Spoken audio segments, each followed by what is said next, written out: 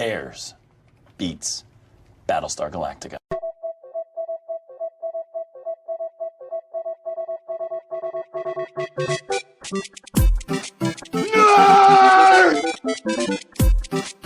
You really adopted the dark. I was born in it. Sounds like somebody's got a case of the Mondays. Bazinga. Two in the box. Ready to go. We be fast. They be slow. Cool. Full fat. Warmed in the microwave. I don't know what you're talking about, Dave, but it sounds hilarious. Oh man, I gotta send it to you. It's one of my favorite videos I've ever seen. It is thoroughly stupid. I love that lady though. That lady's dope. I only know her from the Tiki Talks. Hold on. The way Dave has laughed at that video. Are you ready, Mike? Hold on. I bought an Apple Mac Mini, and the fucking monitor. I took everything apart, and I took my computer apart. I took everything down. I unplugged everything, and I wired everything up to plug my Mac Mini, and the fucking monitor is not compatible with it. So I have to buy a monitor and wait for it. But whatever. I'm recording. I'm good to go. Do you want to do like sticks to make sure we all sync up? What are you talking about? I'll sync up. I have a glue stick. I don't know what other sort of stick I have here. You count. So what you do is you count 3, 2, 1, and you clap, and then you line up the claps when you do the recording of the separate tracks later. I also have a memory stick. I have 2 sticks. Do we not know? That's what those sticks are for. No, I understand. I'm saying we don't do that here. Like, this isn't like, are you new here? Like, what kind of low caliber bullshit did I sign up for? No, just kidding. I don't know. Like the lowest caliber. The lowest caliber.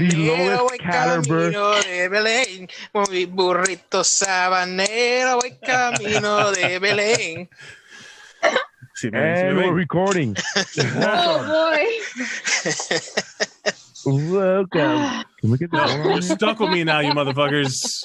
All right. Welcome to the Mt.Geekmore podcast, your favorite podcast where you come to listen to people talk, debate, and argue over our favorite top 4 Mount Rushmores, if you will, of our pop culture subject. Today's pop culture subject, as you can tell by looking at your listening device, is the Mount Rushmore of fictitious TV hangouts, right? I guess. Bars. I said restaurants first, but then it just expanded into bars and diners. And, Yeah. So, fictitious place to hang out from TV. That's not the woods or somebody's apartment. I guess. I don't know. It's a fucking weird way to phrase this. I am Nary Science. With me, as usual, is David. Howdy. And Missy. Hi. And today we have Mike Mercadal. Yo. The only professional. The only one who knows how to do shit right. That is Mr. Mike 3, 2, 1. Got it, guys. On purpose. We got it. Yep. We're so good at this. Can I just tell you, one of my favorite things about being on Paul and Ron was when they would do the please hold, right? Because it's a gimmick. It's a thing. It's a tradition. Everybody would please hold. And they all do it together. And I purposely would fuck that up all the time. Because they do this thing where everybody's like nodding their head and everybody goes, please hold. And they would go, please hold. And then they're like, it's like everybody says please hold, and you're like, hold please. Yeah, and then Paul one time goes, "You're doing it on purpose, bro. If you're not gonna do it right, don't do it." It's so funny. I have bad mouth coordination. Mike, if from the last time you were on a Geekmore, we've had one slight change, and that's that we have a timer now. We have a 5-minute per pick rule. So if you whenever you're gonna talk about whatever selection you made 20 minutes ago or 10 minutes ago, you only have 5 minutes per selection, unless it's a tabled pick, and then you get 7 minutes. But that's besides the point.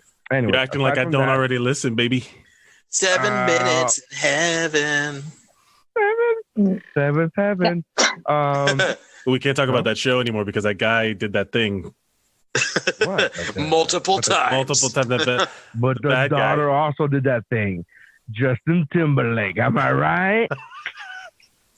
All right. Dave, how did you make your selection? Going from clockwise from my point of view. Dave, you're on top. What is how did you make your selection of these places? I gotta be honest, man. I was so busy today. I put next to no effort, like not no effort, but next to no effort into this. I just had like almost no time. And when I did had time, I finally started playing Doom Eternal. And so like, that's what I did. And then when I was like, oh shit, I should probably think about this a little bit. And then I thought about it a little bit. Yeah. But none of that was needed to be said. How did you come up with your selection? Not how long did it take or like how much effort did you put? Were there any specifications you put? Were there any like self-made rules like that? None of the things that you actually said needed to be said and shared with the audience. What I'm asking you is when you did make your selection, when you finally made the 30 seconds of room in your life to do the selection, what were the things that you were looking for in this list? Is this a place I would want to go to?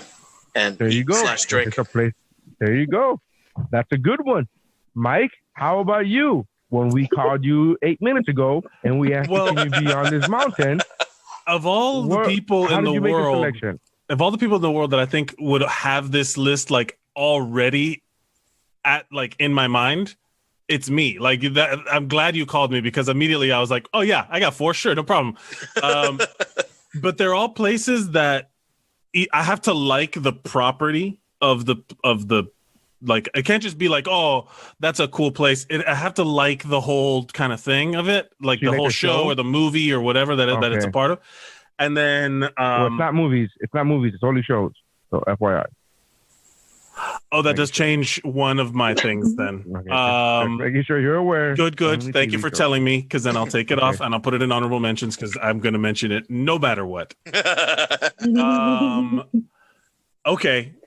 All right. But yeah, it's just like the place. It really is like the place that you would, like when you're watching the show, that you want to hang out there. You're like, or even like to also like, that adds to the show where you're like, I wonder what everyone else's life in that room is like. You know, like if I don't want to, you know, like I would have to mention examples to kind of do it, but I don't want to like ruin anybody's pick. But yeah, how about you? How did you make your selection? I had 3 rules. A place I would want to hang out there under regular circumstances. It has to be a place where I would want to run into like the fictional characters that are part of the show. Yes. And by extension, it would afford me the opportunity to like exist in that fictional world for like an hour or 2. That's it. Nice. Yes. Yes. I will copy and paste Missy's response.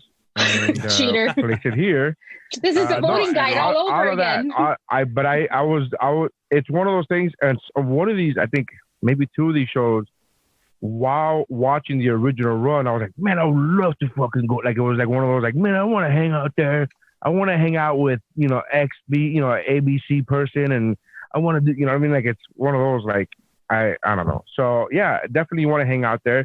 And if it's a food place, because not all my places are food, or specifically food.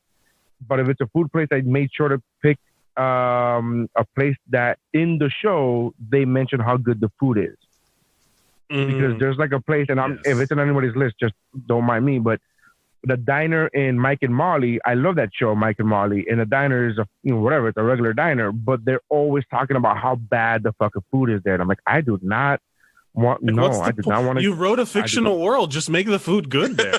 Yeah, I'm like, but that's the whole thing. That's the and as a from a writing perspective, I get it. You can make more jokes about how bad the food is, right? Like every episode is like, oh, how bad is the food today, whatever. And they talk about whatever. That's true. So, but yeah, I don't want to go to there. I want to go to places where the food is either good or the alcohol's good or the ambiance. So that's it. All right, that's the reason. That's how we came up with our list. Let's go on to our number 4. With the 4th pick. Number 4. Round 4. I'm in no mood for your wives, crack. Let's get it on. All right, David, your timer starts now. What's your number 4? All right. My number 4 is the Double R Diner from Twin Peaks. Make your list. Did you? Okay. You know me quite well. Well, this is one of your favorite shows, right? It is. I've never seen the show, but I was like, yeah. David written all over it. The diner is like a classic 50s style diner, and it's owned by the pseudo love interest of the FBI agent that goes to investigate the murder in this town.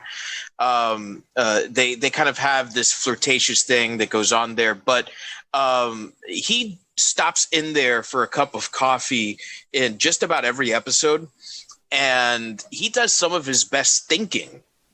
Fine cup of coffee. Yeah, and he always mentions how great the coffee is. He always mentions how good the pie is there, and you get to see this amazing cast of characters. Which, to me, one of the things that Twin Peaks has is that the supporting characters on the show, it's almost like Springfield in The Simpsons. Like, they are so outlandish, they're so absurd, and they're just like real life. And so you get to see these characters come in and out of the diner because everyone in the town comes to eat at this diner. You'd think that, Peggy Lipton's character, Norma, could afford to renovate the diner with how many people come to eat there. But I think that's part of the appeal there. It's got this classic Americana thing going on, and the food is obviously good. The ambiance is good, and I'm a sucker for a damn fine cup of coffee. I love it. So since Neri's not here, where the fuck did Neri go? He often decides, you know what, I don't like this one, so I'm just gonna leave. I'm gonna go over there. Let's keep on, because I will tell you this: I know a lot about Twin Peaks, but I have never watched Twin Peaks. I feel like you would enjoy it. Is it worth getting wrapped up into it? Does it resolve well? Because this is how I feel about. We were having this conversation about Game of Thrones earlier with some friends about how during this entire pandemic, I have not once wanted to watch Game of Thrones because it ended like crap. Mm-hmm. Does Twin Peaks end well? All right, so and are the movies worth it? So I haven't seen the continuation show that they did on Showtime or whatever it was, maybe 2-3 years ago.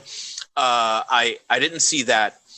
The show was canceled, so they kind of rushed to wrap up some story arcs. Mm. And never mind, you lost me. I'm gonna watch a YouTube video that summarizes it all for me and then be done. That's it. Yeah, I mean the one positive is that since it was canceled, there's only 2 seasons. Oh, that's so true. It's not a huge commitment there. The movie is very cool, and it serves as both a prequel and a sequel. But again, doesn't really give you anything definitive. It does have, I think, a really great twisted ending. But it is a you can tell that it is rushed, that it's not what they wanted. Interesting. Okay. All right.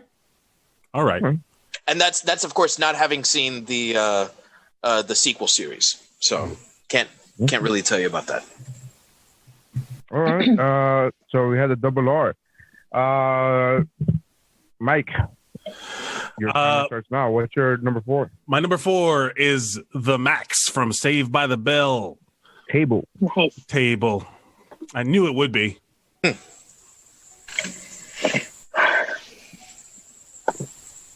It is lower on the list for me because of reasons. Well, we'll talk later. Yeah. That's what table means. Missy? Huh? My number 4. Yes, I know. My number 4 is the Smash Club from Full House. The Smash Club? Yes. It's Uncle Jesse. Uncle Jesse opens up a club for teens. I'm sorry. He didn't know. I was explaining it to him. So he buys it at the end of season 3, and he buys it from there. I think they're gonna tear it down, and he has fond memories of going to it when he was a kid, or at that point Yeah, when he was a kid, and It wasn't when he was a he kid. renovates it. He remembers it. When he was in his youth, not as a kid, but then all the kids around him, like his Stephanie and all these, they were like, "Man, I wish there was a place for us to hang out." And then he decides to remodel it and remake it for the youths. He's like, I feel remember like the first time I kids- fingered a girl? Remember the first time? Like, that's literally what that place is. But because it's on ABC network television, they can't talk about it. So they're like, remember all the fun times we danced? And it's straight up like, remember the first time I got a blowjob? Those real awkward ninth grade blowjobs? Remember when I snorted cocaine for the first time in the bathroom? You remember? No, That this was is great. teenage. I mean, that's Miami shit, but this is like California teenage shit. Yeah, that didn't happen in San Francisco. They don't do coke in San They don't do No. cocaine in San Francisco. Remember the first time I experimented with someone from the same gender? I sniffed coke off a dude's dick one time. It was awesome. It was like, now I'm going to teach my children how to do it and give my kids a place to experiment. Here we go. Missy, you want to keep talking about this? I think that was good. We're good. It wasn't even named. It wasn't even named accordingly. The Smash Club. I'm gonna go there and Yes. Yeah. I think Smash, like the Miami term for that was scamming, right? Like that was the scam club. Smash is sex. But Smash is Yeah, sex, Smash but is again, sex.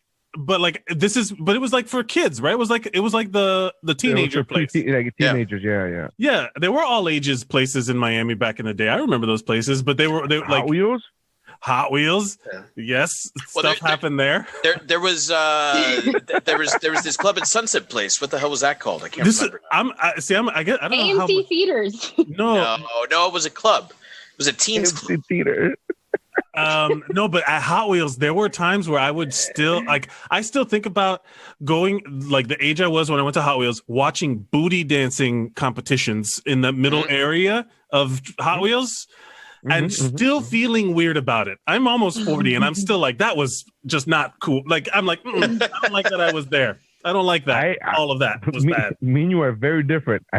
I think about those memories very fondly, much like Uncle Jesse did those memories. Like, remember when we would watch girls wearing jean shorts that rose up their cooch? Good times. Like When I originally picked this, none of this. It was a PG-13 reasons. It was not at all. I know we ruined your thing. I'm sorry. It's fine. What does it matter at this point? I think this was better, honestly. Well, I like the fact that Mike says we. Like, motherfucker, you're the one that brought this up. You're the one that said, remember I was getting a blowjob? And I was like, what? Hey, we're connected. How did we ruin this? I mean, we're a team, guys. Come on. Yeah. We're the Mt.Geekmore squad. We're Geek Bro. Come on. We're all in this together. What one of us says, everyone else has to back up and agree with as if it was their own idea. It's a you jump, I jump jack thing. Blind. Are my 5 minutes up? I'm sorry. We still have a minute and Missy, 5 I'm seconds sorry. left. It's fine. How many more I inappropriate don't even things remember what I was going to say. I don't even remember what I was going to say, so we can move on. Wait, I do have a question, though, because that's relevant. Was it like where they had a remodeling montage? No. I don't know that there was Wasn't a it montage. Didn't they have to like restore it or something like that? Or am I They had to, Yes, they had to renovate Okay. it. They had to renovate it, and it turned into the hangout, the kids hangout. In And- proper and, like, 90s It wasn't a fashion? montage. DJ. It was like a flip. It was like a whoop. Oh, where No, because there were a couple of episodes where he had to talk to Danny Tanner and get investment money. I don't watch the show. And then came the flip. It came the flip. Like, that was Sure. like, we got to get investment. All right. Look at that. With 14 seconds to spare. Good job, Missy. All me, guys. Eat me alive on the next one. I'm sorry. It's fine. I don't care. My number 5 is I think Cafe it's number Nervosa. 4. I'm sorry. My number 4 is Cafe Nervosa from Frasier. Man, this I very nearly made my mountain. I'd forgotten Really? about that. Dave, it's not on your list? No, I really wanted to put it on there, but I just kept going back and forth and decided if I'm thinking about it this much, I probably should keep it in honorable mentions. Yeah, I love the show Frasier. Huge fan. I've binged it multiple times, front to back, which is a long fucking show, to be honest with you.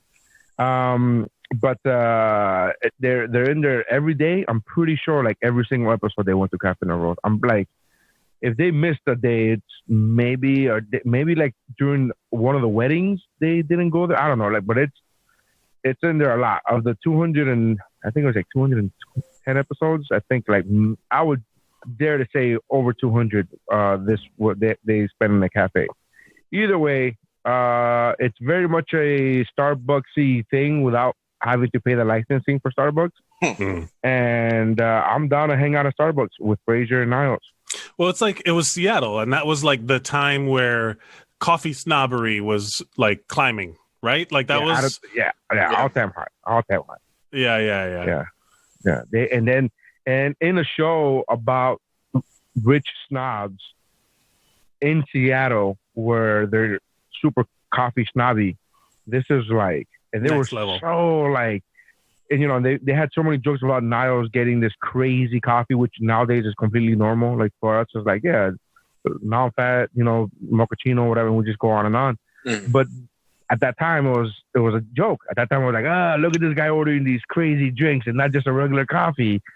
And now you watch it nowadays and you go, yeah, that sounds like a normal drink, Niles. Jeez, Frasier, lay off. Lay off the guy. So I feel like that would be a good place to like people watch. I don't know if anyone else enjoys people watching like I do, but I feel like that would be a good cafe to just sit back and observe. Especially if Frasier and Niall walk in, I'm staying. I'm gonna watch. Yeah. But I challenge that in real life, they would be the most pretentious fucking people to have to be around. You know what I mean? Like, that's like that. But it's not even just. It's not just real life. It's during the show. They're also the most pretentious people to be around during the show. Like their dad is the one that brings, like, you know what I mean, like levels. Their dad and Daphne are the ones that level out the pretentiousness of that show because they're the ones. They're often and they mock at their. Go ahead. I interrupted you. I'm sorry. No, I'm just gonna say they're often Niles and Martin, which is their father, are the ones that are like making fun of they're pointing out the pretentiousness of it all. Right. So they're making fun of themselves. Yeah, they're completely pretentious. I think they like go head deep into that. Yeah, that they stereotype. are. They don't really lean into it. Yeah, they don't really try to like make excuses. They're like, that's the whole joke. Is that Martin Crane's recliner is in my honorable mentions as the spot that I feel like they're often at their most pretentious at Nervosa because they're like untethered from the influence of Daphne and Martin when they're there. Whenever they sit down and have a conversation there, you're assured that it's going to be something pretentious. What's the producer's name on that show? The lady? Roz. Roz. Yeah, she's also the one that's like, you know, shut the fuck up. You know, it's everybody but them. They're like the only, but they're like so pretentious, and they're such a huge part of the show. But yeah, they make fun of the whole thing. And remember when the show first came out, the guy that plays Cliff, whatever his name is, Mr. Pixar. Oh, from Cheers. Yeah. He like John Ratzenberger. John Ratzenberger. He talked shit about the show Frasier during its first season because they're like, oh, it's not really relatable. It's a bunch of rich people. It's not really relatable to like all of America. And he was the last one to do a guest star on that show because he was just like, I don't really care about that. And then he was like, oh no, they're making fun of themselves. I guess I don't know if it was that or like, oh, I need a paycheck. I don't know which one it was first.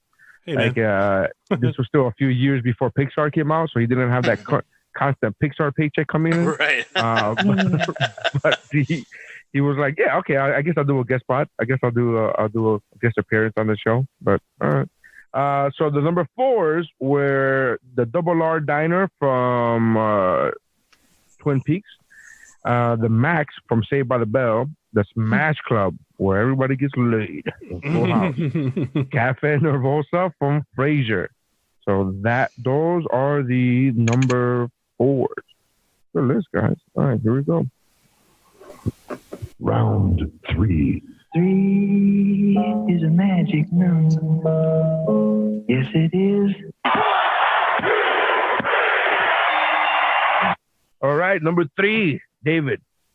Hit me with your number 3. Ba-da, ba-da. I said, hit me with your number 3. You sound like Lewis. My number 3 is Bluth's Frozen Banana Stand from Arrested Development. Oh, good one. What is it? Bluth's Frozen Banana Stand from Arrested Development. Solid. This is one of those where, like, very often again, absolutely absurd, and even more than Twin Peaks, the absurd cast of characters just stops through for like a quick second to ask for a free banana or some money from the cash register, and then just goes on their way. And it's usually Job just, coming by for something absolutely ridiculous, and then keeps going on, and then Michael trying to keep, everything together there. And this is one of those where, kind of like Missy was saying, right? I'd love to be just in that world and in the environment and to experience things with these characters. Whether it's Buster or Job or Michael, it really doesn't matter. I want to spend some time with these people, eating their frozen bananas, seeing them cry over the fact that they blew up the banana stand for insurance money when they could have just ripped open the walls of the banana stand to get their insurance money. It's ridiculous, and I kind of like frozen bananas. There's always money in the banana stand. There's always money in the banana stand. I love it. Yeah, I've never seen the show. Oh, man, it's so good. It's one of those that when it came, it was ahead of its time. It's like Community or like where like people didn't really understand it until it was too late. And then it would have, like, if it had come out on a streaming service where it hadn't, like, it didn't have to like make numbers or whatever, it just had to be niche, it would have been like the biggest show. Didn't it make a comeback on Netflix? Yeah. It did. But that was like enough time had passed where they, like, the show knew, like, was a little too self-aware. It's still great. It's still very, very funny, but in a different way. So, like, if you want the same, it's like when like your favorite band is making their like 4th album and they're like, oh, we're going a new direction, and you're like, oh, I kind of don't Linkin Park. Sure, yeah. Something like that, like that kind of thing. Nickelback. I get you, man. Yeah, man. I get you. I'm gonna do one of these days. We'll have a podcast where I defend Nickelback, but it won't be this one. Hey, that's me, buddy. I'm the resident Nickelback defender of this fucking on this network. I like Nickelback too. They don't. I just say I like them. I say I'm going to defend them because they get so much more shit than they deserve. Like, it's too much. Yeah. They sell millions of copies, bro. That's my argument every single time. I bring this up a million times. Yeah. They sell millions of copies. So everybody who says that, Nickelback is the worst band of all time, you have no idea what the fuck. Oh, they are certainly not the worst band of all time. Somebody's lying. Weezer's the worst band of all copies. time. You can't sell millions of copies and sell out shows. Be the worst. Like, their shows are supposedly lit, like, awesome. Yeah. So. I will say this to their credit. Every interview that I've read with Chad Kroeger, he sounds like a really cool guy. They're Canadian. They're just nice Canadian guys. As opposed to that piece of shit, motherfucking asshole, Rivers Cuomo. Grande. All right? I'm calling you out again, Rivers Ariana Cuomo. Grande. Fuck you, Weezer. Ariana Grande. No. Mike doesn't know what you people are talking about. I know who Ariana Grande is. I know who Weezer is. No. Ariana Grande got engaged. She's spoken for. So fuck her. Happy and living her life better. Fucking donut. I'll go look at Mary donut. hates her. Mary hates her. And okay, well, if you're an younger screen, it doesn't matter. But harsh words for random celebrity musicians. Mike, what you want to call her a musician? Sure. She's Mike, talented, man. She can sing for real. She is ridiculously talented. She's a singer. She's not a musician. There's a difference.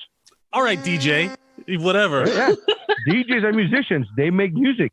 What do you think a voice does when you sing a song? A voice sings. That's a singer. There's a title for that. What if there's an a cappella moment or an aria in an opera that is literally just somebody singing?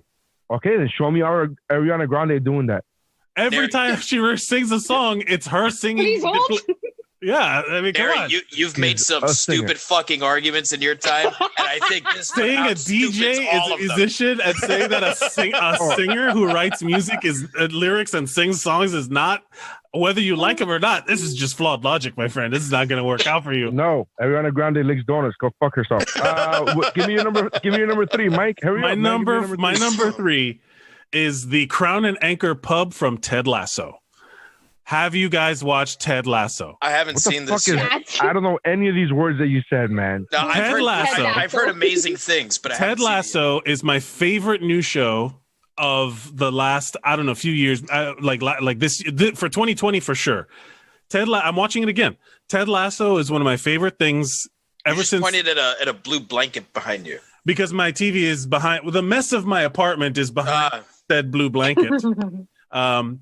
My sound dampeners for my professional recording. I didn't know if Apple there was TV supposed show. to be something back there, and the pandemic's The just dead hit body. harder than most.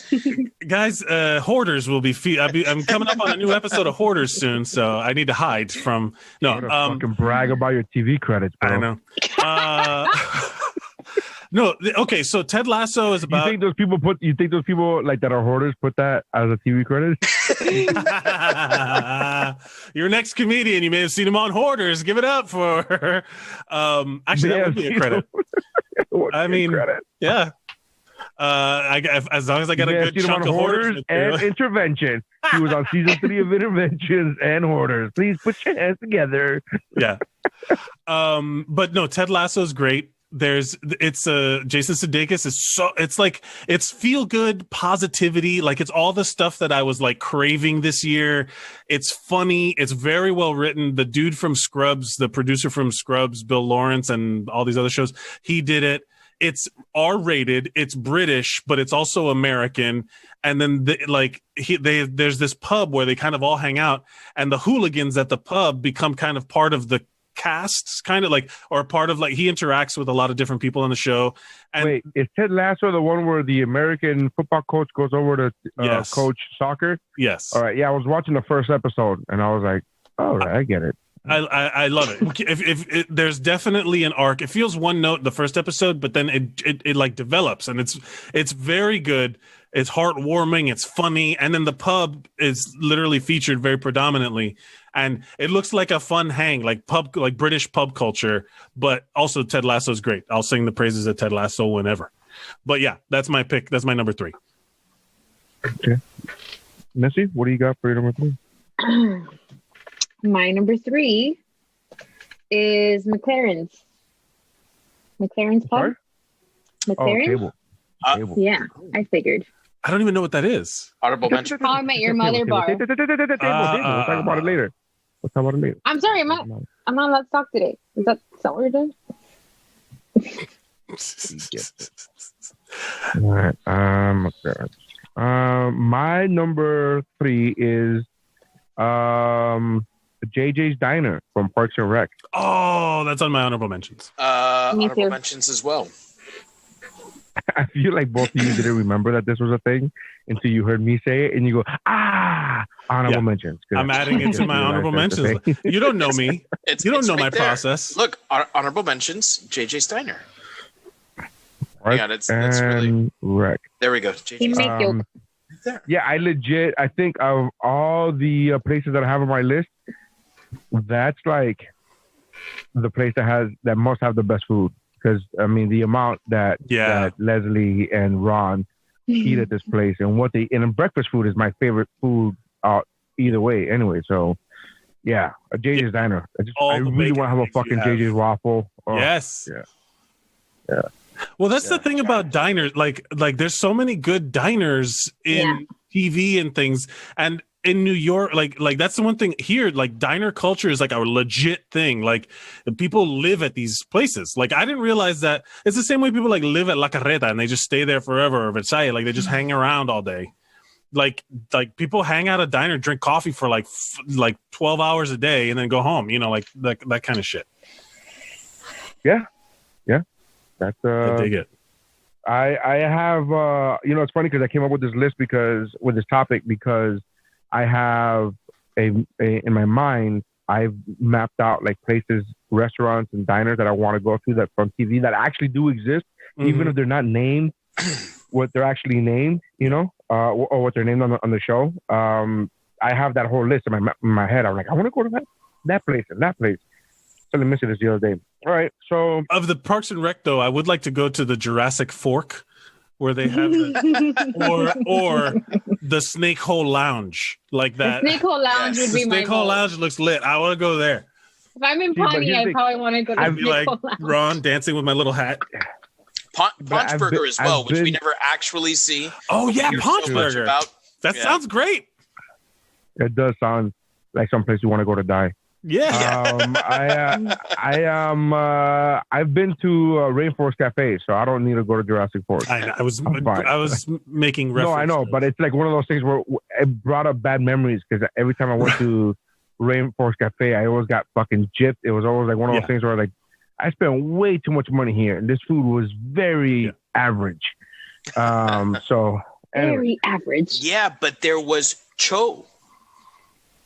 There was a Cho. There was a Cho. Oh, the show. Oh, the Cho. Los dinosaurios. Un Cho. Yeah, I mean. No, I didn't go with people like that. I went with regular people. So the number threes were Blute's Frozen Banana Stand, Cron and Anchor from Ted Lasso, McLaren's, and JJ's Diner. Yeah. Number two. Round 2.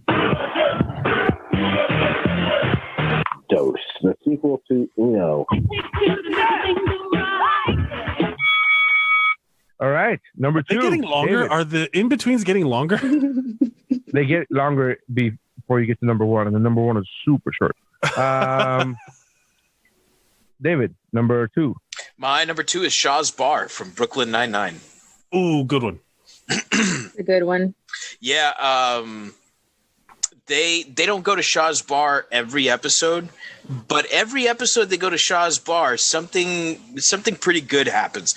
And I mean, it's also notable that a lot of really important things from the show happen there, like the wedding. And I love seeing Holt build this like just absurd, like this grotesque balloon arch, and it's just like, no, man, no one wants this. You want this. No one else wants this. The fights that they get to when they're seeing drunk Amy for the first time in Amy that bar. Yeah. It's stages of drunk Amy. Yeah, it's really great. You get to see them like cut loose and relax in there, where even though they are obviously not so buttoned up in the office, you really get to see them cut loose there. It's a great place. I would definitely love to run into that bunch of cops at that bar, especially during their heist, their yearly heist. Yeah. Oh, good time. I do love the popping the balloons when these like so fucking funny. But there's I forget which episode it was, but there's like this whole exchange where like Terry he's like, he doesn't drink anymore because he's got the kids. So like he's like, I only had 2 drinks, and then he starts like break dancing with his shirt off and shit like that because like, my tolerance is so low. And he's just like, it's that same one. It's that same one. Amy gets drunk too. It's and maybe I don't remember. They all is that the first time we meet Amy, drunk Amy? I don't know, but like there's a lot of like that's the thing. There's a lot of like incident. There's so many. When it comes to like restaurants or like locations in shows that get repeated like this, they kind of blur together. So it's like you have to like, like it could be, oh, that time at the pub. It's like, well, which one? Like, yeah. That's a good pick. I like that one. Thank you. Good pick, man. Michael? I like life at Patty's Pub. Patty's Pub from Always Sunny in Philadelphia.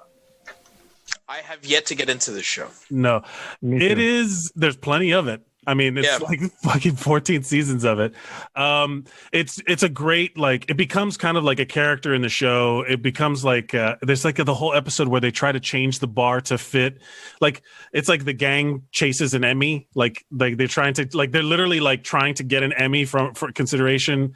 like as the meta for the episode. So they wrote a musical number. They copied other like they go to this other nice bar that's like a TGI Fridays or an Applebee's or whatever the fuck, and they try to like copy it because all these other shows are winning awards and meanwhile they're not. So it's like the pub itself becomes like this like focal point for the show, and it's just a bunch of degenerates at a bar, which I think is like it's good that it's a shitty bar. Like it fits the show.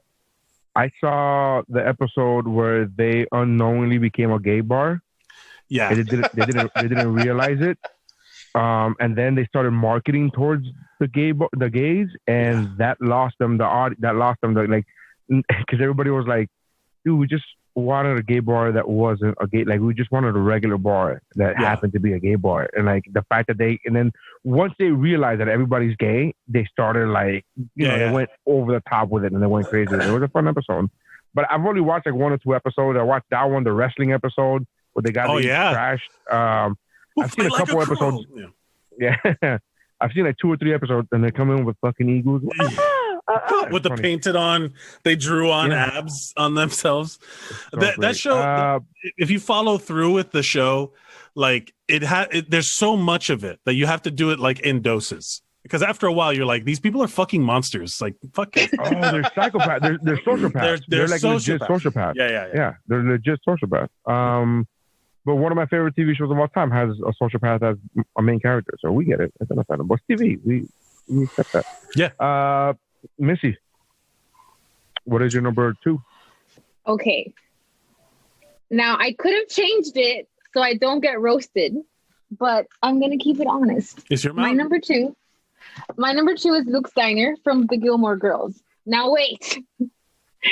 Let me explain myself. First of all, I love diner food, and they always have the best fucking diner food in their scenes in Luke Steiner. Also, it does kind of become like a character in the show because everyone just apparently there's nowhere else to fucking eat in town because everybody just eats there, and there's a lot of like great moments in the show that happen at Luke Steiner. And going back to my original rules, I would love to run into some of the fictional characters and just like hang out and live in that little. No. And live in that world for an hour would be amazing.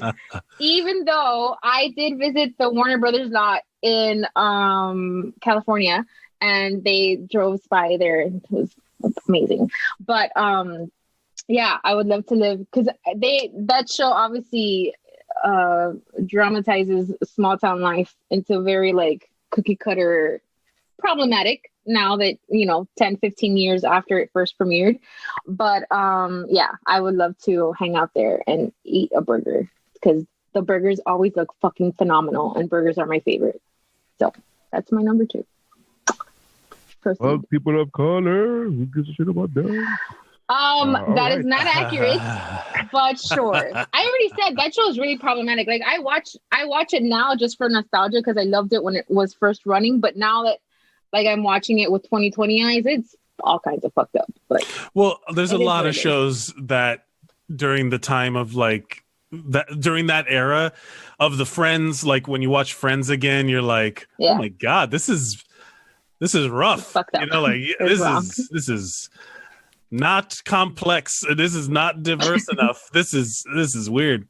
But it's not like New York is a diverse place, Mike. It's not like New York is a diverse place. You know what I mean? You can't at all, man. Not even a little bit. Not even a little bit. Hey, everybody knows that when you go to New York and hang out with 6 friends, they're all going to be the same race, and that the couch will always be open. For them to sit like there's not like 16 million people in New York City all vying for your fucking couch. We're rooting here number 1. You're not. You're not. Actually. That's for talking shit. You're not. I was talking shit. I thought I was your number 1, and I was defending your number 1, saying stop talking about it. It's your number 1. I do like how for being nice. Jesus. I like how defensive you got about your pick about the Gilmore Girls, and we were all like, yeah, okay. Yeah, that's right. You were like, before anybody starts talking shit, before anybody says it, we're like, Jesus, okay. And then I have the nerve. I have the nerve to assume that I know her number one and go, "Hey guys, let's back off her number one." And she's like, "Well, you fucking don't. You don't know shit." I'm like, you don't. Jesus. So fuck you, man. This is an awful fucking mountain to be part of. I have to say. I gotta say, I was really looking forward to talking about your number one. I wanted to say good. We'll talk about it. I think we'll talk about it. We'll talk about it. Watch Neri picked it as his number one. No, Michael. Shut up, Michael. You don't fucking know, bro. Fuck you, you motherfucker. I will kill you. I do like how the when I'm on the show, like the sibling energy goes up through the roof when we're all on here. We're like, no, man, fuck you. Like it's I hate him. Super strong sibling energy going on right now. I hate him, but I keep picking up the phone. You fucking called me today. My number two. Oh yeah. My number two is the Max. We could talk about it now. It's the Max. Yeah. As a kid, it was one of those things where you're like, I want to go to the Max. You know, it was one of those. I don't know. Maybe I gravitated towards it because I saw that there was a Hispanic that was allowed to be as part of the group. So maybe you can say all the shit you want about Saved by the Bell, but they were fucking inclusive. Tell you that much. There was a black girl, there was a Hispanic dude. They went down the checklist and we're like, check. There's they needed one dude to come in a wheelchair and become the Burger King Kids Club. They had a fat girl. They took up all the boxes. Bro, I needed was that wheelchair kid with the fucking Burger King Kids Club. Like, woo! There's an episode. So if you've not seen it, go online and look up Zach Morris's Trash. Oh yeah, and it is when he dates a girl with a wheelchair, and he like he overcompensates, but like to the point where it's like, you know, we get the message. You know, like it's a ham-fisted like, oh, they're just like us, you know, kind of thing. And then when there's like a kid that has a drug problem, and there's like another one, you know, like whenever they try to do like these messages, like it really is like. You look at the 90s 90s sitcoms, and it was just like trash people, like being seriously like. I think that's why there's so many. They were all like, learning that they had to learn, Mike. They had to teach somebody. I feel like it was like this pendulum swing from like the 70s adult sitcoms, like All in the Family and shit like that, where like you had like a fucking transgender person on All in the Family in like the 70s and shit like that, you know, like there were like all of this stuff, and then they were just crank out some cookie cutter bullshit, and then all of these writers were like redefined charm as being an asshole with a smile, like just saying shitty things, but like, hey, you got it, you know, like that kind of thing. And then that's why like every main character on all of these shows is like, if in hindsight, oh, this guy's an asshole, like, oh, this guy's he's just an asshole, and then they put a laugh track on him, and then you're like, okay. You know, he's a good-looking asshole. It's very different. It's very different when you're a good-looking asshole. Good-looking asshole with a big phone. That's it. That's all it was. The iconic. The Max was the place to be. The fucking guy came. The owner/waiter came with and did magic tricks for you. He apparently didn't like to serve anybody else but the fucking main cast, which is awesome. Yep. If you're the main cast. Also, I love how they and then they could get jobs there and then quit the next episode and then get the job back 2 episodes later, and they had great uniforms. Yeah. But they also like to be in the Max redefine the space, because you know, like the sets are built like they're just like, we have the set, they just move everything aside, they put this giant thing there, and now all of a sudden they're broadcasting on KTTY Bayside from the fucking Max, and you're like, what are you doing? They're having a sock hop. They're having like, who the fuck is writing the show for kids? It's like, what are you having a sock hop with the same writers from Happy Days? They're just writing on Saved by the Bell now. And then everything, the costume content, everything is done at the everything. Max. Like the pep rallies. It's so funny to me because they didn't think like their producers were like, we're gonna have a place where the kids hang out. We're gonna have a classroom, or we're gonna have the locker you know place where they meet at the lockers and the principal's office. Great, and they never thought, hey guys, how about a fucking auditorium? How about a gym? How about a gym auditorium? Like they don't even. They do. They have it later. They have. I remember very clearly when they had the Miss Bayside. beauty pageant, there's a stage, and when they were doing theater and shit like that, there was. Yeah. And then when they play basketball or wrestle, there's a gym set, but they always go to the fucking Max. Homecoming King is crowned. The Homecoming King is crowned not in the gym, but at the fucking Max. And I'm like, weird. Now I have a question. Be a part of it. I have a question. Which did you enjoy? Would you have preferred they'd spend more time from the Max or the Malibu Sands Beach Club, where they had all of their summer jobs? I was just talking about what Leah Remini with Missy yesterday, and I was like, I've loved her. I've been in love with her ever since she dated Zach Morris. Stacey Carosi. I'm like, give me that Beach Club. I would fucking take a whole show based on that. Like, give me that. I wish there was a fucking spinoff. Yeah. Like, fuck that. Let's stick to fucking Leah Remini and let's keep what's happening in this. Her dad was awesome. Fuck it. What do I got to do? I got to join Scientology? Let's do this. Let's do it. Yeah, sign me up. OT whatever. Give me the bridge. OT whatever. I'm fucking clear. Let's do it. I want to be clear. I'm clear. Look, literally our time ran out. All right, that's the 5 minutes on that. All right. Oh, man. This is a chaotic episode. So for number 2s, we had the Chaz Bar from Brooklyn Nine-Nine, Patty's Pub from Always Sunny, Luke's Diner from Gilmore Girls, and the Max from Saved by the Bell. Round. Oh, wait, we got to do the honorable mentions. That's true. Honorable mentions, man. David, hit me with your honorable mentions.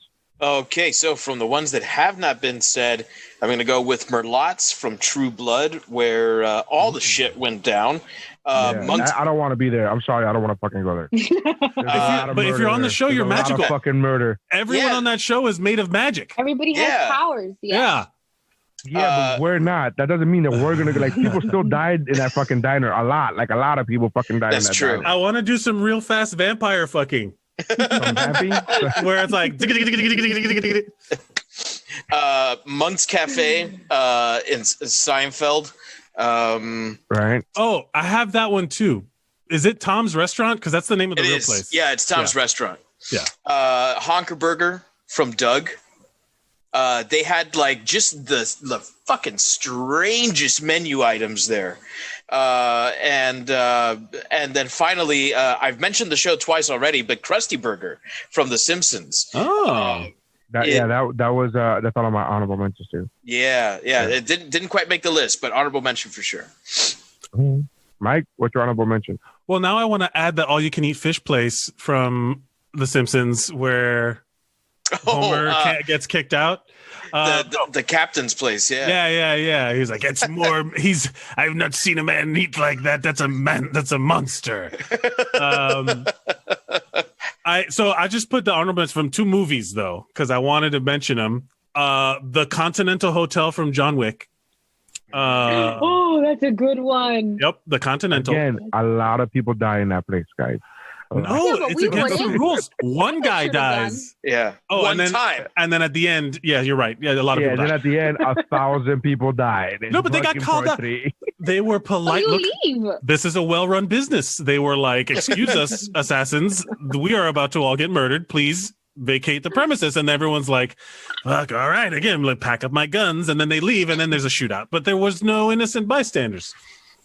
And then also the diner from The Rocketeer that looks like a bulldog. Yes. Oh, that's so good. Yeah, I want that one. I want the little pies that they fuck. Like, I got so mad when those gangsters beat up the pie. Like, don't fuck with the pie. You know what I mean? Like that whole fight scene that goes down is super tense. I like that bar. I like everyone just knows each other there. And then the wheel from the thing falls in whatever her name's cleavage and all that stuff. I'm a fan of everything involving the bulldog diner. That's a great pick. No, that's my number 1. I don't want to say that yet. Missy, honorable mentions? The Pit from A Different World. Nemo's. Yes. Yeah. Good one. Nemo's Pizza from Everybody Loves Raymond. Mm-hmm. The Hub from That 70s Show. And the Lunchbox from Roseanne. Oh. Because that last one is because for my people watching like hobby, that'd be a fantastic place. to go have a burger. I do like the I forgot about the Hub, that 70s show. That was I like that show. My honorable mentions are the Peach Pit from Beverly Hills 90210. The Los Pollos Hermano from Breaking Bad. And I will go with the diner from The Rules of Engagement. It's a real diner in New York, and I forget the name of it, but it's a prominent. I forget the name of the diner in the show. I haven't watched the show in a few years. But what's the show Rules called? of Engagement. Rules of Engagement with David Spade and Putty. He has a real name, but he's Putty. Yeah. It's called the Ritz Diner. There you go, the Ritz Diner. And their food was supposedly good in that show. And it's a real diner in real life. So that's one of the places I want to go visit.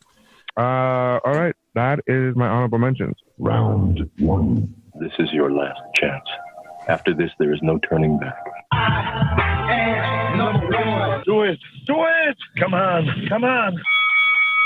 All right. That is number 1. David, what do we got for number 1, man? Number 1 was the absolute first one that came to my mind as soon as we amended restaurant with bar. And it is 10 Forward from Star Trek The Next Generation. Wait, I just froze. Hold on. I'm sorry. I didn't hear anything. So I said, hey, what's your number 1, Dave? And everybody froze. So I apologize. Okay. It was the first one that came to mind as soon as we amended restaurant with and bar. And it's 10 Forward from Star Trek The Next Generation. So this was introduced. What's the name of the bar? 10 Forward. So it's on deck 10. 10? 10. Yeah. Forward. It's Right. on deck 10, and in the forward. Yeah. So right. Yes. So the whole reason why this was created was simply to give Whoopi Goldberg a role on the show, because she had just won her Oscar for Ghost, and she was a huge fan of Star Trek and of Nichelle Nichols, who had played Lieutenant Uhura on the original show. And so what she threw her Oscar weight around for was to get on Star Trek The Next Generation. So they created this role of her as this like undefined alien species where she has like incredible wisdom and knowledge. And so people often go to that bar where you have this, beautiful view of the starscape before the Enterprise on these massive windows. And they go there, they drink their problems away, but she gives them amazing advice. And so you get advice in life, you get advice on everything. And while all of these characters that you love so much, be it, Geordi LaForge or Dr. Crusher or Commander Riker, whoever it is, you're going to learn something along with those characters that you have come to love so much. And no one is immune to her wisdom, because even Captain Picard goes in there and learns a thing or two about a thing or two. And it's not just a Guinan, Whoopi Goldberg's character, who does this sort of character development with these characters. They'll go in there and just hang out and have a good time from time to time too. And so you'll see Data and Geordi sitting down and having a great time.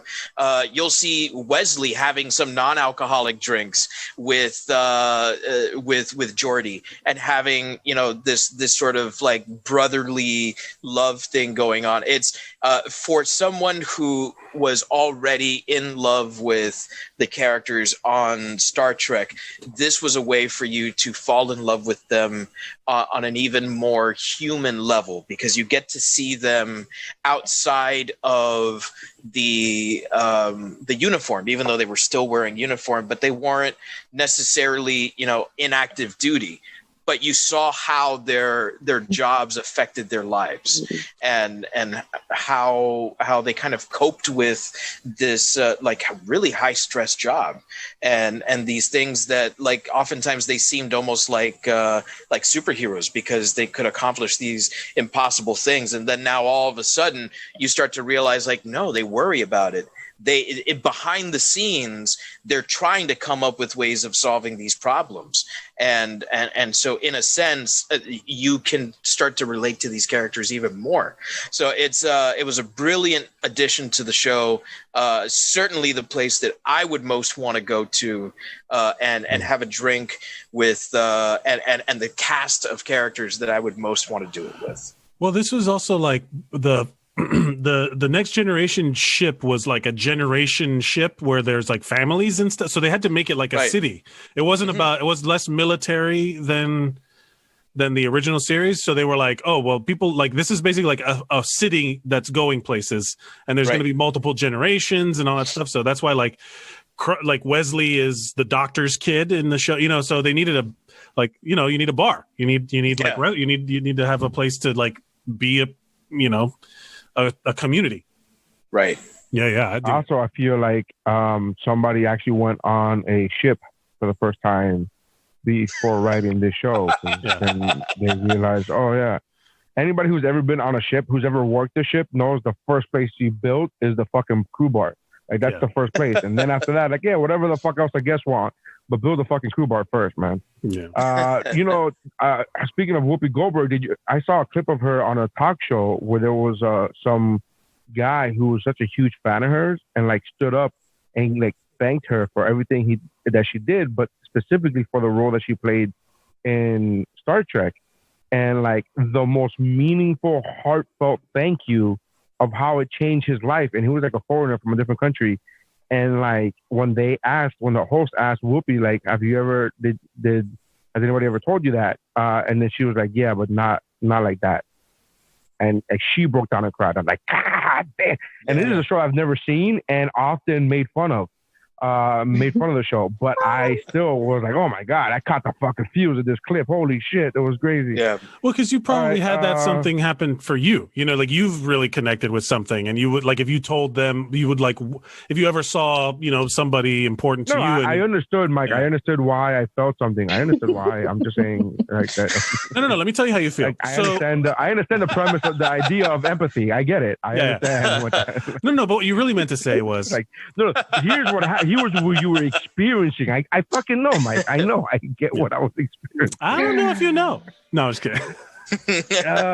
Mike, what's your number one? Well, I forgot one of my honorable mentions. Help me explain to me why I felt the things I felt, Mike. Please. All right, sit down. Shut up. I'm going to I forgot an honorable mention. The Gem Saloon from Deadwood. I forgot about. I had to bring up Deadwood. Oh man, I didn't even think about that. My number one is Moe's Tavern from The Simpsons. Moe's Tavern.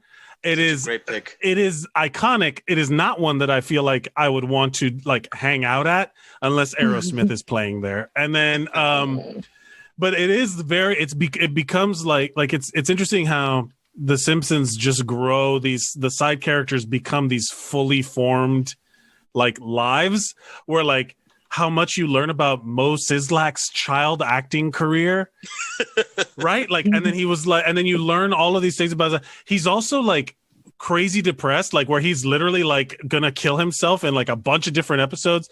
Bart calls him asking for Amanda hug and kiss and all that shit, huge ass. And he's like, like all of those like fun names center around Mo.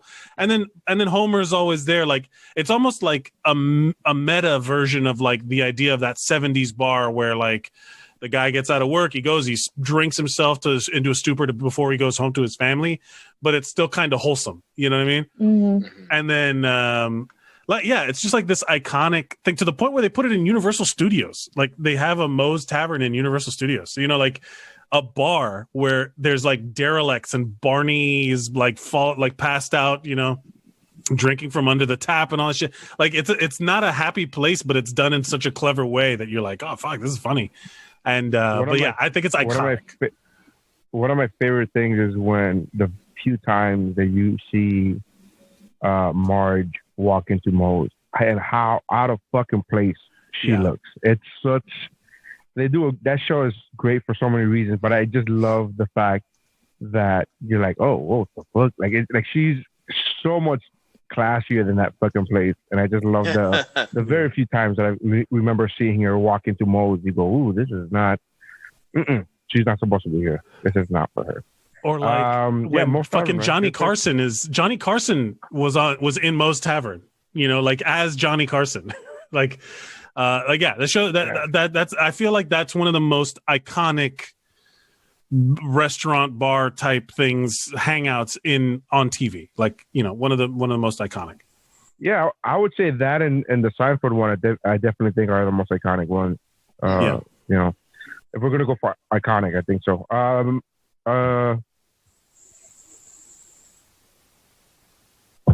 What's Missy? happening? Your turn. Sure. What's your number one? So my number one is the Peach Pit from the original Beverly Hills 90210. Now, Nice. what? Not surprised. I said nice. Oh, yeah.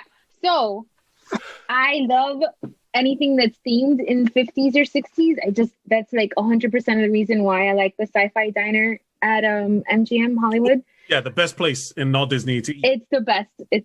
And it doesn't even I like it so much that I don't even care that they play the same 3 minutes of film just in a loop the entire time that you're there. Anyway, so the Peach Pit, I could hang out I could do like a Where Are They Now kind of hangout. Like, what's everybody up to? I wonder.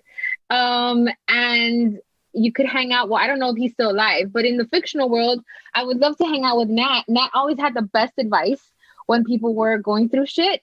And also towards, I think it was like the 3rd or 4th season, they did the extension of the Peach Pit After Dark, which I guess falls under the umbrella of it because it's an extension of the diner, which would be a really cool hangout. I feel like now, not so much, but in the 90s. Was it like a club? Sure. It turns into a club? Oh. The back of I guess he has like a tail end of, I don't know how much square footage. I haven't seen this show in forever, but Steve convinces Nat to turn that into an After Dark, and then he ends up running it. What? No, I like the fact that you said that. I don't know how much square footage because I haven't seen it in a while. Like, would you know how much square footage if you were to watch it now? Like, yes, I can't watch a show and be like, oh, that's it. That's like good 300 square feet. Like, I wouldn't. I'm so dumb. I don't know. I would not be. Kudos to you, BFF. I would not be able to do that. You're watching a show and you're like, oh, look at the crown molding, and it's like, what's happening? Well, that's how I know I'm getting old because that's how I watch porn now. When I watch porn, I'm like, oh fuck, look at that. That's a bay window, man. Good for you guys, huh? I'm always like, oh, that's the same house from the other one. That's not her house. That's fine. So anyway, I just feel like as far as food, it checks it off because I love the theme and it's a diner. So 2, the fictional characters, I would love to find out what they're up to. And for real, because the reboot doesn't exist in my brain. And also to live in that world, like I've been to Beverly Hills and it didn't look like that. So I wonder like what the fictional world had going on but the real Beverly Hills did not. So I loved that show when I was a kid. It was inappropriate as fuck for me to watch it in elementary school, but I was into it. Yeah. So you would want a Last Action Hero version of Beverly Hills 90210, where you get sucked into the TV and now you're like in that show. I'm just there. Yeah. She gets sucked into the TV and she was like, 250 square feet. All right. You're like, nailed it. Yeah, got it. I'm so good at this. Why didn't I get sucked into House Hunters International? I would have been great on that show. I said what I said, and it was stupid, but I stand. No, I don't think it was stupid. We're not calling it. There are people that can eyeball that shit. I can't do that. I don't know what the fuck that. Like I don't. You know what I mean? Eyeball when somebody, even when I'm reading it out. There's people that can do it. I also like how you're talking about a fictional space that's a set that they could have literally that they move walls all the time. And you're like, oh yeah, he added the addition. It's like, it could have been, it could have been the size of my room for all I fucking know. But it was such a cool place to hang out. Tons of great stuff happened. I think that the extension came when Valerie joined the cast and things got a little risky. So I would love to figure out. I would love to see you check in and be like, where are they now? What's going on? I wonder if Dylan is alive. Things like that. Rest in peace, Luke Perry, because he can't be back. That was fucking awful. I totally forgot he was dead. I don't think he's alive anymore. Yeah. You're like, let's do a reunion. And I'm like, Nope, can't do Actually, it. Yeah, no. I'm like trying to like give her signs through the camera, like he's dead.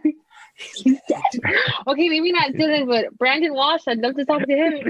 I wonder if Dylan's still alive. I was like, we all know he's not. We know he's not. Oh no, he's not.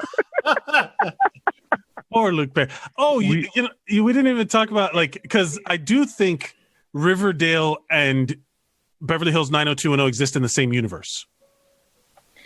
I don't know because I don't watch Riverdale, but I unapologetically loved the first season. I watched it. It was like I got hooked, but I do in my mind they're connected for some. You know, like how you like there's two things that are not. They seem like there's.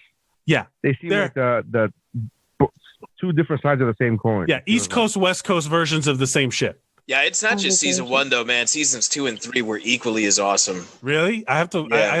I dropped out. Oh no, season 2 I watched, but yeah, I dropped out at a certain point where I was like, I cannot commit to this many hours of my life to Riverdale. I just, in good conscience, cannot do it. But with 90210, explain to me why you don't. What is as a non 90210ian? What is the problem with the reboot or the sequel series or whatever? I have to set Mary off, but I fucking hate reboots. I think they're stupid and a waste of time every single time. What wasn't it? Not a reboot though. It was a sequel. I thought it was a continuation or like a a sequel. Yeah, but I guess it was a sequel. But I just leave it the fuck alone. They could have. I hate that they tried to like. I just leave it alone. I don't know why it was necessary. That's just my gripe that I have with reboots or but things. But it's not sequels or sequels. I hate reboots. This one wasn't a reboot though, but I still hate it. So I'm gonna classify it as a reboot because I hate reboots. Yeah, well, it falls into the category of like with Arrested Development, where if they add the where they try to recapture the magic and too much time has passed, which is kind of what they're doing now with like a million different things. Like there's so many of those things that they're trying to like continue. Like even like Fuller House. I'm sure Fuller House is just garbage. as good as what Full House was, but we have fonder or the context around Full House was different than Fuller House, so we're comparing it to a different thing. You know what I mean? Yeah, well, it's the same garbage. I think like right. what they. Yeah, Full House. If you go back on it, Full House is trash. Like Full House is terrible. Trash. It's awful. Even like Family Matters and all of those shows, like sitcoms are. No, like, Family Matters. It holds up. Yeah, but I don't watch it because it's good. Yeah, Family Matters holds up, and so does A Fresh Prince of Bel-Air, which I've been watching. Well, Fresh Prince is different. Max, and that's different. Fresh Prince is different because I like it. Shut up. Yeah, Family Matters holds up. Full House is garbage. It's hard garbage. And Fuller House is flaming trash. So, what they tried, never mind. What did they try to do with the thing, man? Missy, you know us. Stand up for yourself. Say it with your chest. It's fucking 3 of you today. I can't handle it. What have I said? You know what you did. Dave has been fucking squeaky quiet, and he gets lumped in with the troublemakers. It's so fucking great. I've been Dave so polite. Yeah, I've been so polite. I've let you talk. I haven't shit on any of your awful picks. And he just got clumped in with all the fucking troublemakers. All of you 3 suck. And he's like, what the fuck? So great. Ain't that some shit? Oh, man, that's great. Doesn't matter anymore. I'm done. Carry on. We love you. We love you, Missy. Yeah. It's great. You're like the sister we did not want. Don't cut me in with your shit. All right, my number 1 is Puzzles from How I Met Your Mother. That's a joke if you know the series. Yeah, they never made that far. They did.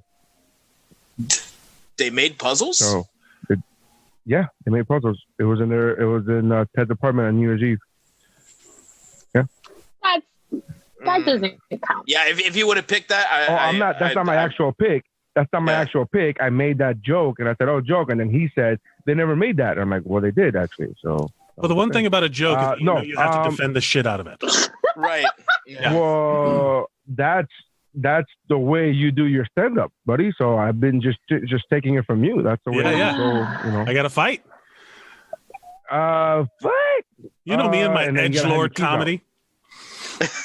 If they ever make puzzles, you have your keys on your belt. Okay, enough roasting. Enough roasting. I love roasting. My number one is McLaren's from How I Met Your Mother. How I Met Your Mother is one of my favorite sitcoms of all time, unapologetically, and I don't want to hear anything else. I don't care. It's a dead horse. We all get it. Everybody knows everybody's feelings about this show. I love it. We watched it again now. I'm finishing up rewatching another run of it. And McLaren's is one of those places where you want to go and hang out, especially for the main cast. This is I think this one and the Max are the ones where I'm like, I want to go hang out with those motherfuckers right there at the bar. So I would love to be part of that gang and be part of that group. And to be honest with you, I think I would be a great addition to that group. Not only because I add the fact that I'm a minority, so I add some fucking person of color to that group, but also because I could hang with their fucking jokes and we could fucking shoot the shit and, rib each other like the way we've been doing on this episode, except for David. I gotta tell you, man, if they had brought you in after season 5, it couldn't have gotten much worse. So I love that show, and I would love to be in that group. So it was my number 3. It's my number 1. That's a good pick. It is a great bar. That was your number 3, Missy? Yes, it was, and I would really love, for the same reasons, I would really love to hang out with the bar. With those fictional characters, specifically Lily and Marshall. Because I think they're the best characters on the show. It's just my opinion. You want to be their third? I would love to be their third. That would be so much fun. Lily would be fucking down for that too. She would totally be down for that. Yeah, it's great. How weird we turned this bar into a swingers bar all of a sudden, where it's like just people out there looking to fucking have threesomes and shit. That's how I would reboot. That's my How I Met Your Mother reboot. Is the secret after hours swingers club that happens at the bar. As soon as that cast leaves, where they're like, all right, I guess I'm say goodnight, whatever. It's like, boom, the lights go down, neon, and all of a sudden everybody's just sucking dicks and shit. It's called McLaren's After Dark. And they added a different space. They added another 300 square feet in the back. After dark. Come out and get a drink, meet some friendly people, and then fuck those. McLaren. I'm so awful with my headphones. Oh, yeah. Oh, you're in the deep headphones, too. I can really do that shit. Yeah, man. That's my number 1. So for Final Mountains, what? I said it's a good bar. It was my number 3. I agree with your pick. I agree. So I think McLaren's is the only. Oh no, it's not the Max. The Max. So of McLaren's, and the Max are the only repeats. So they're the ones that made the mountain for sure. Then what else you want to put on there? We got Luke's Diner, Patty's Pub, JJ's Diner, Crown and Anchor, Blute's Frozen Banana Stand, Cafe Nervosa, Smash Club. I really want to put a Smash Club. Double R Diner. I'm all for JJ. I think JJ's. I'm sorry. Yeah, JJ's Tavern, for sure. Pete. JJ's Diner for sure. What was the last one? JJ's. I want to make a case for 10 forward. Yeah, for sure. I mean, 10 forward. On a mountain, Moe's Tavern, Peach Pit. Yeah. What's your? So I like 10 forward, but I don't know if it's like. I don't know if it's mountain worthy. It didn't. There's a lot of sitcoms on there. There's not any sci-fi or drama on. Okay. But I think there's a reason why. I mean, I think because it's more approachable. Like, I think when you here's the reality. Any group of characters on a sitcom in real life, you would be like, fuck these people. Fuck them. They're all in a group. They're making it too long for me to get my fucking coffee. Like, it's all about them. Like, who the fuck? Like, there are other people at that job who are like, fuck you, Chandler. Who gives a shit about what you're. You know what I mean? Like there's like the reality of those sitcoms is that they're just like heightened versions of people that you would find intolerable. You know, like it would just be like, my God. But the only one, honestly, that I feel like my argument would be like that's the most calm one, where it's like you could just go there and that's part of your life as a crew member on this ship, and you just go and you just like that would make sense because you're all stuck on the ship. You know, you have the holodeck or whatever, but you're like if you want to just go hang out. Can I ask a question? In the 10 forward, are crew members? Do they mingle with not? Is everybody there a crew member? No, right? You said they have family there. Yeah, they have families. Sometimes they take political, like, you know, delegates, ambassadors, and stuff like that. They go there. It is pretty much like everyone who's on that ship lives on that ship. It's not necessarily relegated to crew. Yeah, I guess I'm assuming that everyone on the ship is just living on cruise ships. Living on cruise ships. There's never been a cruise ship company that goes, yeah, we want the crew to mingle with the guests. They don't fucking want that at all because they know they will fuck everybody. They don't want that co-mingling at all. So the other ones are Chaz Bar from Brooklyn Nine-Nine, Patty's Pub, Luke's Diner, Moe's Tavern, The Peach Pit, Smash Club, Cafe Nervosa. I like Cafe Nervosa. It's my pick, but I like it either way. Just putting that out there. I like it too. It's a coffee place. I don't think any other place that we have is a coffee place. There's food, and there's a bar, and then there's a diner. Well, there's two diners technically. The Max is technically a diner, right? I think the Max should be on there. The Max is on there. Well, the Max is already on there. Yeah. But anyways, Cafe Nervosa, Blutz, Frozen Banana Stand, Crown and Anchor. I wish I would have seen Ted Lasso more. I recommend it. I saw one episode. So what do you guys want to do? Up to you guys. Well, 10 forward. I mean, we've been talking about it enough. I think it's it was also important to the show, like very important to the show to have that place where they have downtime. So I think 10 forward could be on the mountain. And then my other one would be for Moe's Tavern. But I like that one.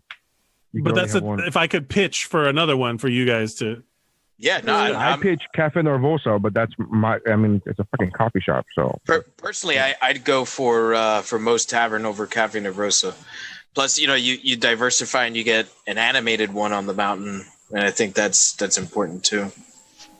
There's plenty of animated people at McLaren. No, I'm kidding. Yeah, okay, sure. You guys want to go with Moe's Tavern?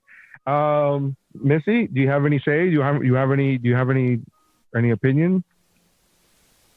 Counterpoint? Nope. I'm good with whatever you guys want. This is like just boo, end this shit already, so I can fucking call Larry and curse him out properly for the shit that he put me through. I'm not doing this show with David again. That motherfucker does not let me talk.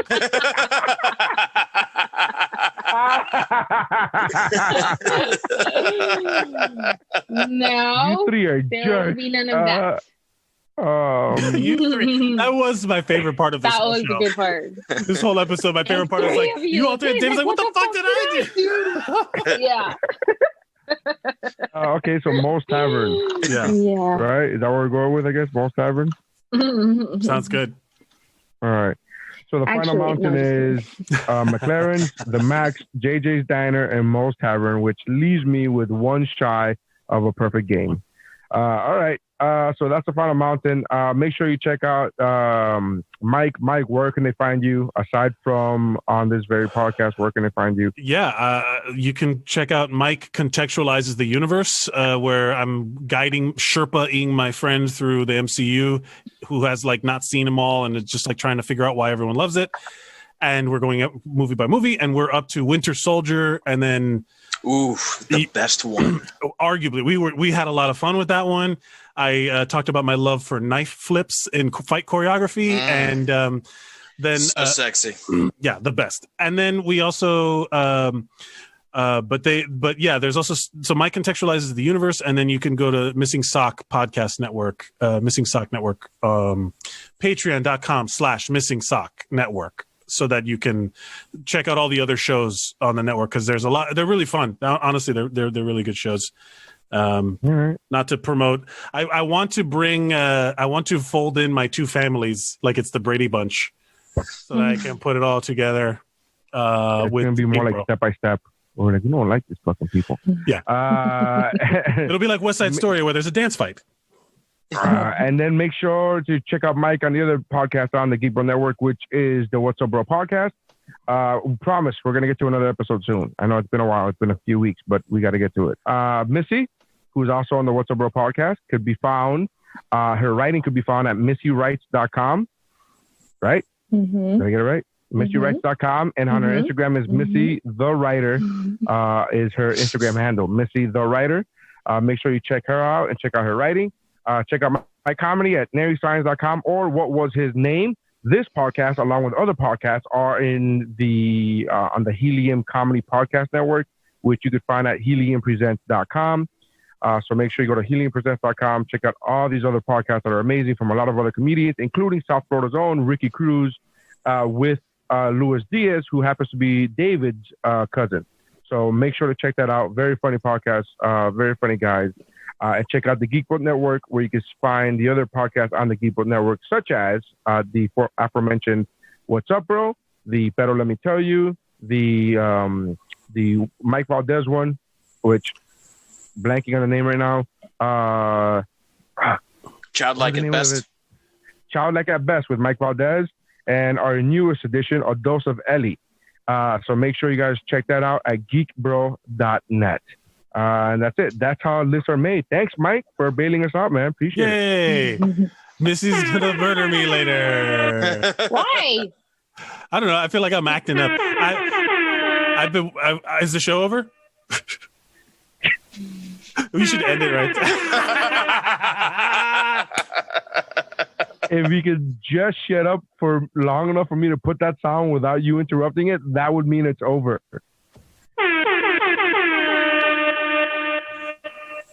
4 fucking times it took. For comedy. That was all for comedy. No, I'm all antsy. I've been like working like for 2 weeks straight, and I've had zero human interaction that wasn't in the fucking hospital. So now I'm all like, friends, we can talk about things and joke around and play. Nothing bothers me anymore. After being friends with Neri, like absolutely nothing bothers me. Strong sibling energy today. Very good job, you guys. Well done. Love you guys. My ass hurts. This chair sucks. Bye. Bye, guys.